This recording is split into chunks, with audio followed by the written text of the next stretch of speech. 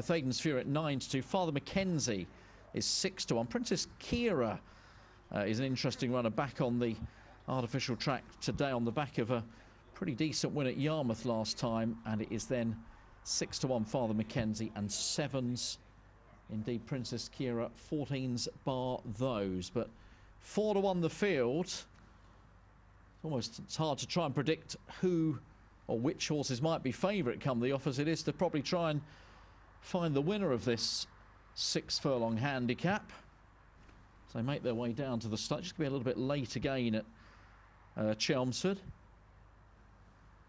Let's go back to Simon, get his thoughts as they do. Simon, gather down at the post.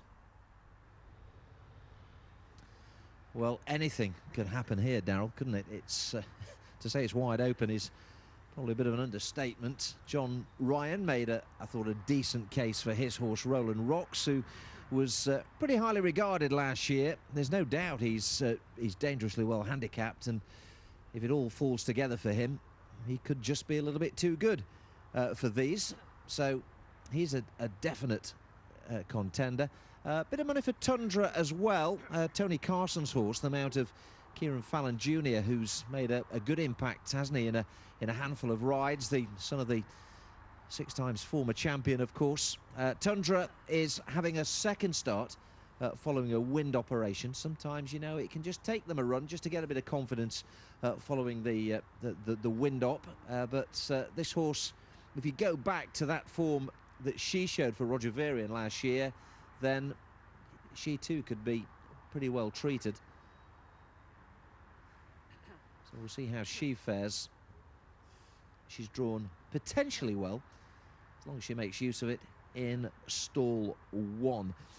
Prominent as well is Dreamboat Annie. She's the mount of the reigning champion apprentice Jason Watson. She didn't run that well over course and distance, but this is a bit of a class drop for her.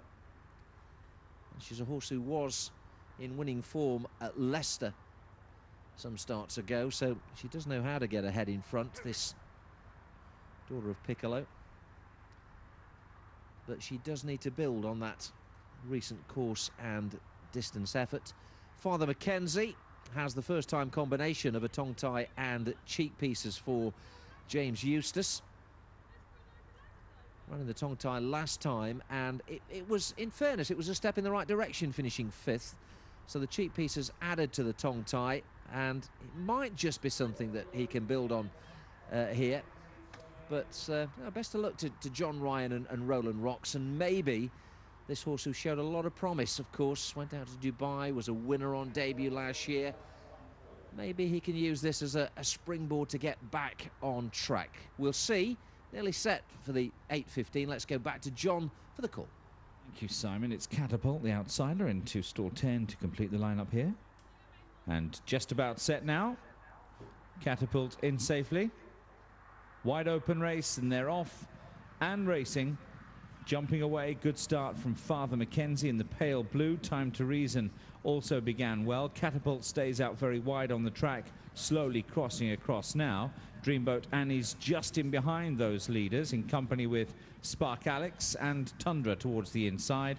Roland Rocks further behind them with Princess Kira, and the back marker early is Cathaden's Fury as they pass the 4 furlong marker, and on they charge towards halfway, very tightly grouped indeed. The leaders are Father Mackenzie, who is still just a fraction in front of Time to Reason. Catapult and Spark Alex around the outside. Dreamboat Annie is directly in behind the leaders on the rail. That is Tundra, with every chance under young Kieran Fallon. Spark Alex just losing places now as Cathaden's Fury tries to make ground in behind Time to Reason on the rail, and out wider we've got Princess Kira trying to pick 1 or 2 off. Roland Rocks also at the back end of the field. But now Tundra's come through to hit the front. Tundra, Kieran Fallon, what a start to his career he's made here. Big shoes to fill, but he's going so well, and Tundra running away with this. Tundra for Kieran Fallon.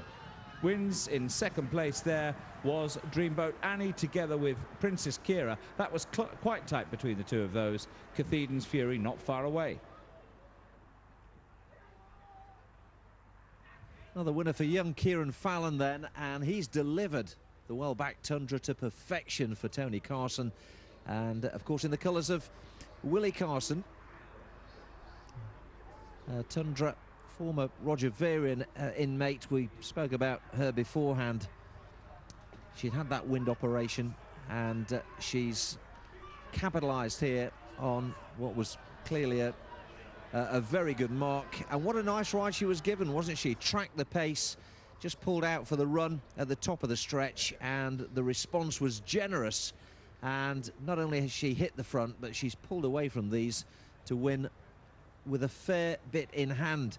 And the rest were really just battling for the minor money, including Dreamboat Annie. I think Princess Kira was in the mix as well, but it was really all about one horse and one horse only, Tundra. And when she'd drawn level with the pace setters, within a matter of strides, she's gone a couple clear.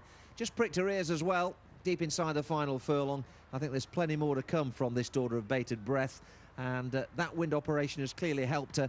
Now she's found her confidence. She could easily be the sort who could follow up under a penalty in the coming weeks. Let's confirm the SP with Darryl.